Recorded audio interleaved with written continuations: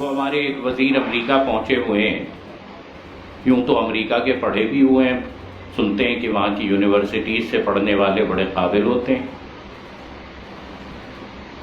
اپنے سیاسی حریف پہ الزام لگانے لگے کہ وہ طالبان کی زبان بول رہے ہیں، امر بالمعروف نہیں عن المنکر کہہ رہے ہیں۔ یار ہمیں تو بڑا افسوس ہوا، تمہارے باپ نے تمہیں قرآن نہیں پڑھایا، اسی قرآن میں امر بالمعروف اور نہیں عن المنکر موجود ہے۔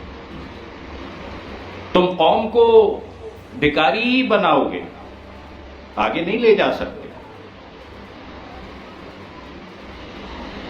لیکن بڑے خوش نصیب ہیں وہ جو اللہ کے بھکاری بن جائیں، اس کے فقیر بن جائیں۔